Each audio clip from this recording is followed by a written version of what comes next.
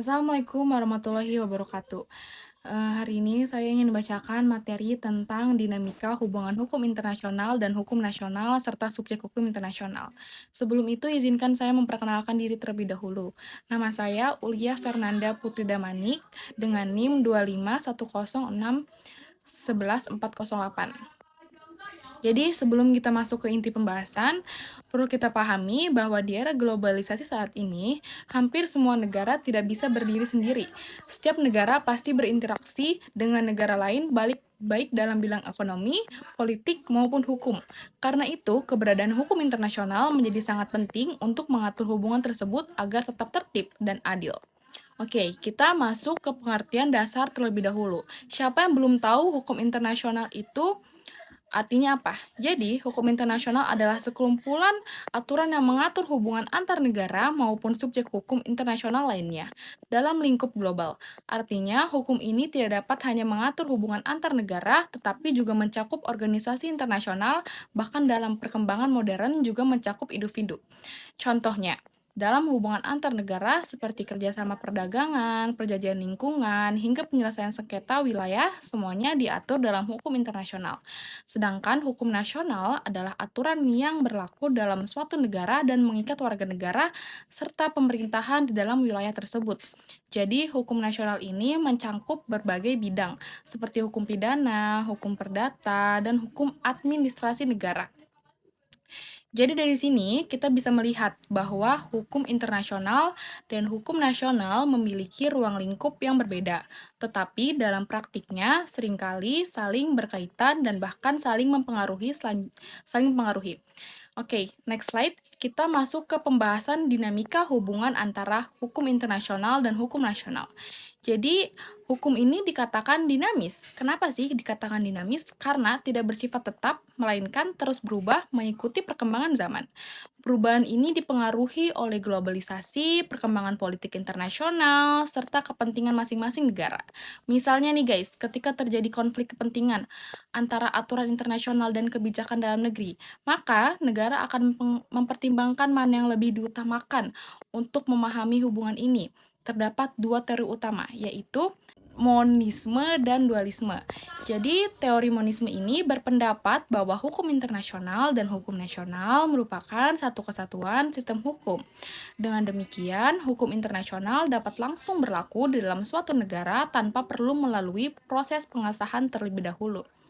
Artinya, jika sesuatu negara menyetujui aturan internasional, maka aturan tersebut otomatis menjadi bagian dari hukum nasionalnya atau sebaliknya.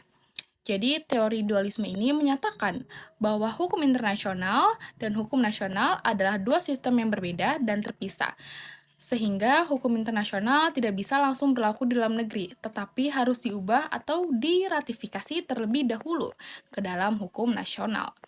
Jadi dalam konteks Indonesia, hubungan ini cenderung menganut dualisme.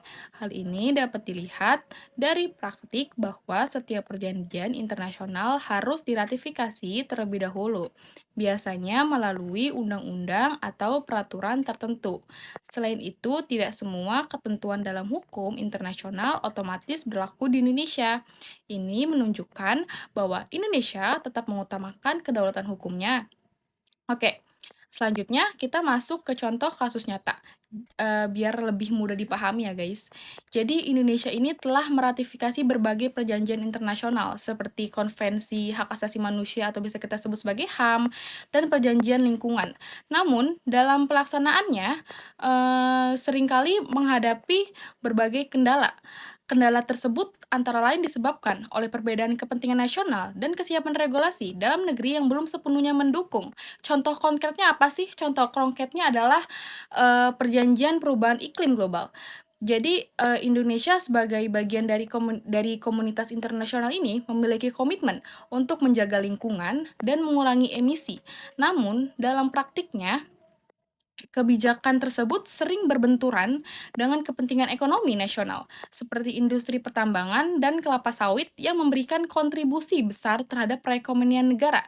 Hal ini menunjukkan adanya dilema antara memenuhi kewajiban internasional dan menjaga stabilitas ekonomi negara. atau stabilitas ekonomi nasional. Selain itu, terdapat juga kasus pelanggaran HAM yang mendapat sorotan dari dunia internasional. Beberapa kasus pelanggaran HAM berat di masa lalu itu mendapat tekanan dari komunitas internasional agar segera diselesaikan. Tekanan ini bisa berupa kritik, rekomendasi, atau bahkan dorongan politik dari negara lain maupun organisasi internasional. Namun, dalam praktiknya, penyelesaian kasus tersebut tetap bergantung pada hukum nasional dan kebijakan pemerintahan Indonesia. Jadi di sini terlihat bahwa hukum internasional ini memiliki pengaruh tetapi tidak selalu bisa memaksa secara langsung. Oke, nah next slide ya guys. Selanjutnya kita masuk ke pembahasan mengenai subjek hukum internasional. Jadi, subjek hukum internasional adalah pihak yang memiliki hak dan kewajiban dalam hukum internasional. Contohnya apa sih? Contohnya yang pertama adalah negara. Kenapa negara disebut sebagai subjek hukum internasional? Karena negara merupakan subjek utama yang memiliki kedaulatan dan diakui secara nasional. Itu namanya negara, mempunyai kedaulatan yang diakui secara internasional. Yang kedua adalah organisasi internasional, seperti Perserikatan Bangsa-Bangsa dan juga ASEAN. Itu contoh-contohnya. Dan organisasi ini tuh memiliki peran-peran penting ternyata dalam menjaga perdamaian dunia, menyelesaikan konflik, dan membangun kerjasama antar negara. Dan yang ketiga adalah individu. Dalam perkembangan modern, individu juga diakui sebagai subjek hukum internasional, terutama dalam kasus kejahatan internasional seperti genosida, kejahatan perang, dan pelanggaran HAM berat. Contohnya nih guys, seperti seseorang yang dapat diadili di Mahkamah Pidana Internasional jika melakukan kejahatan internasional.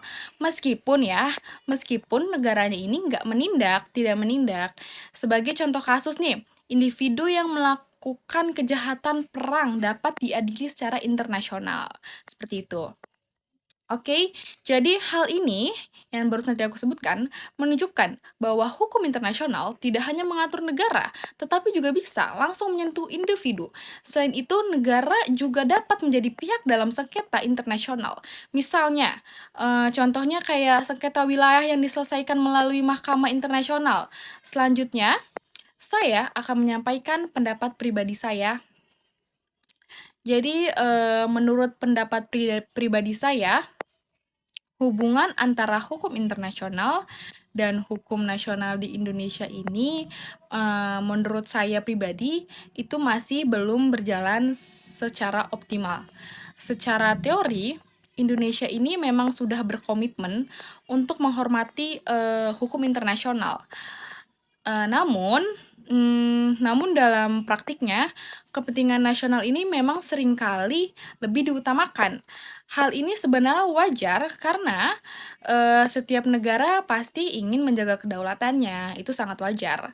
Namun jika terlalu mengabaikan hukum internasional, hal ini dapat berdampak negatif. Apa dampak negatifnya? Contohnya seperti menurunnya kepercayaan dari dunia internasional, serta terhambatnya kerjasama global. Jadi oleh karena itu, menurut saya pribadi, Indonesia perlu menyeimbangkan antara kepentingan nasional dalam komitmen internasional, dan dengan adanya keseimbangan tersebut, Indonesia dapat tetap menjaga kedaulatan sekaligus memenuhi tanggung jawabnya sebagai bagian dari masyarakat internasional. Oke, sebagai penutup saya akan menyampaikan kesimpulan dari yang sudah saya jelaskan sebelum-sebelumnya.